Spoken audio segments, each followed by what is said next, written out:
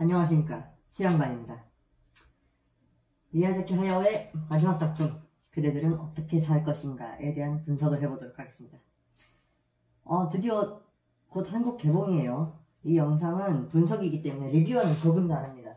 그래서 내일 모레 혹시 보실 분들은 지금 보지 마시고 영화 관람 뒤에 보시기를 바랍니다. 다만 영화를 한 번만 볼 건데 조금 심도 있게 보고 싶다, 조금 나는 잘 이해 못할 것 같아서 도움을 받고 싶다, 그런 분들은 영상 끝까지 보시고 관람해 주시면 좋을 것 같습니다.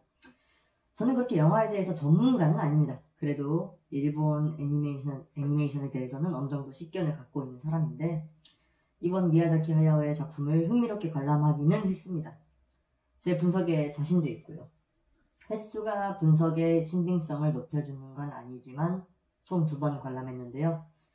처음 볼 때는 감독 크레딧 올라올 때 제가 욕을 했습니다. 네, 손가락으로요, 이렇게. 왜냐하면 도저히 이해할 수가 없었어요. 순전히 지 멋대로, 지 하고 싶은 대로. 근데 잘 생각해보면 센과 치히로나 하울, 마녀배달부, 붉은 돼지 등등 하야오 작품들은 그렇게 막 구구절절 설명하지 않아요, 원래. 명쾌하게 설명해주지 않고 분위기와 감성으로 승부를 보는 작품들이 많았어요. 그런데 이제 제가 2번째 보고 나니까 조금 이해가 되기 시작하면서 괜찮네 라는 생각이 들더라고요. 그래서 제 나름의 분석 말씀드리겠습니다. 주인공은 하야오의 어린 시절을 투영한 거죠. 이건 넘어가고요. 2번째로 중요한 인물 누구죠? 그 새대가리죠. 일본어로 아오사기라는 말인데 백로라는 새 종류라고 하네요. 얘가 영화 포스터에 비해서 실제 애니메이션 속 모습이 되게 우스꽝스러워요. 이 요는 우리가 지켜볼 때와 실제 만났을 때의 모습에 간극이 있다는 건데, 이 안에 사람이 있다, 사람이 들어가 있는 것도 아니고 이상한, 세상에 존재하지 않는 생물체예요. 근데 저는 오히려 그게 포인트라고 생각을 했습니다. 주인공이 무언가 새로운 것을 하려 할 때 항상 옆에 나타나서 무언가 조언 아닌 조언을 하는 존재. 저는 이게 미야자키 하야오가 어렸을 적 느꼈던 공포라고 느꼈습니다. 낯선 시골에 가서 큰 새와 만나고 그 새는 처음에는 어까당 하면서 엄마를 부르죠. 마치 마히토를 따라하는 것처럼. 저는 이게 어린 마히토의 마음속을 나타내주는 묘사라고 생각을 했어요. 얼마나 엄마랑 떨어져서 보고 싶었겠어요, 엄마가. 그런데 마히토가 용기를 내서 이 공포에 직접 마주했을 때 굉장히 별거 아닌 대머리 아저씨라는 사실을 알게 됩니다.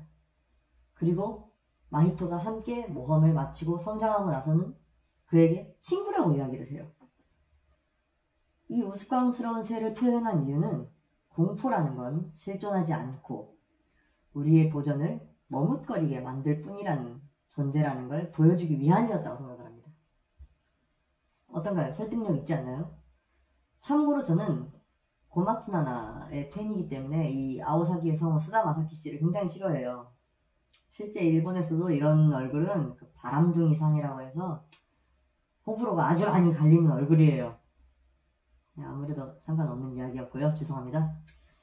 그리고 다음은 히미, 마히토의 엄마의 과거 모습이죠. 또 아이미용이 성우를 맡았어요. 아이미용이랑 고마츠나나랑 되게 비슷하게 생겼는데 쓰다마사키 얘는 참 이런 얼굴을 끌어당기는 재주라도 있는지. 근데 어쨌든 아이명의 연기가 조금 부족하긴 해요. 좀 이게 성우 목소리야? 약간 이런 느낌이 좀 있습니다. 어쩔 수 없긴 해요. 왜냐면은 하야오는 원래 베테랑 성우를 잘 기용하지 않는 걸로 유명한데, 어쨌든 이 히미가 상징하는 건 뭐냐? 이거는 제 생각엔 원래 존재했어야 할 미야자키 하야오의 후계자라고 생각합니다. 이 지브리 스튜디오를 이어가줄 사람. 근데 아시다시피 위키 그런 걸 많이 보신 분들은 아실 거예요. 3번 정도 아들도 있었고 콘도 요시우미도 있었고 다 실력 문제, 건강 문제 등으로 하야오의 그 의지를 이어주지를 못했어요.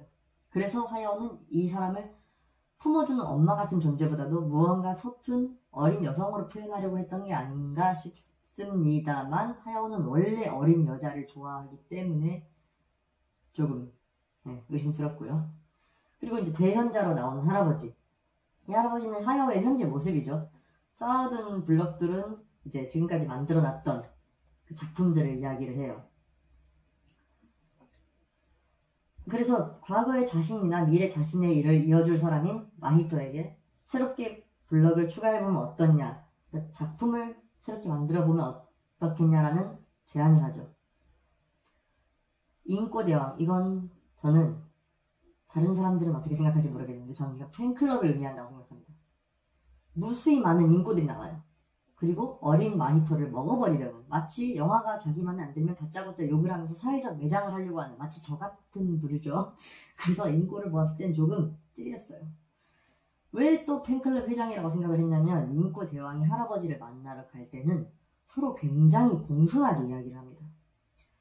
그리고 희미를 맡긴다고 하죠. 이는 지브리의 다음 총괄 감독이 혹시 자기가 아닌 누가 되더라도 팬들이 좀 상냥하게 봐줬으면 하는 소망을 담은 장면이 아닐까, 저는 이렇게 해석을 했습니다. 그런데 웬걸 마히토가 오니까 인꼬대왕은 아무래도 상관없다는 듯이 중요한 얘기를 진행시키죠. 그러니까 인꼬대왕은 화가 나서 테이블을 부셔버려요. 블럭들이랑. 결국 하야오의 디딤목이 되어주기는 하지만 팬들은 영화 작품 제작에는 이런 방구도 내비칠 수 없는 존재, 그래서 저는 팬이라고 생각했습니다. 아마 이 정도 말씀드리면 여러분들께서는 이 하야오가 무슨 생각으로 이 작품을 만들었는지 무리 없이 이해할 수 있는 수작으로 여기실 수 있을 거라 생각합니다. 저는 도저히 명작이라는 말까지는 못하겠어요. 제가 이걸 2번 보고 나와서 느낀 점은 안노 히데야키가 참 불쌍하다였어요. 아니 무슨 지브리 얘기하는데 갑자기 안노가 왜 나와? 라고 말씀하실 수도 있는데 원래 안노도 뭐 지브리 스튜디오 소속이었기도 하고요. 재작년쯤에 이제 에반게리온 마지막 편이 개봉을 했죠. 에반게리온도 저는 지브리 못지않게 팬인데 에반게리온 마지막 편은 무려 뭐 스태프들, 성우들도 욕을 했어요. 이거 이해 안 되는 작품이다 이러면서. 아니 같이 제작을 하면 돈을 같이 벌어야 되는 사람들인데 그렇게 얘기할 수가 있나 싶은데, 제가 볼 땐 하야오 이 작품이나 에반게리온 마지막 작품이나 이해 안 되는 내용인 건 똑같거든요. 매 한 가지예요. 그런데 귀여운 그림, 좋은 음악, 뭐 에반게리온 음악이 좋긴 하지만 어쨌든 이 대중성이라는 점이 이 컨텐츠에서는 너무 중요하구나.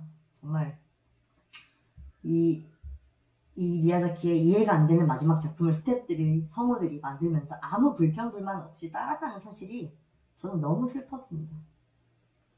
긴 시리즈를 자기 나름대로 마무리 지으려 한 안노 히데야키의 작품이 저는 솔직히 더 알기 쉬웠다고 생각을 하고 더 마음에 들었거든요. 그래서 대중성을 인정받지 못하고 영원히 서브컬처에만 머무를 수밖에 없던 안노 히데야키 감독이 조금 불쌍했다, 그렇게 느꼈습니다.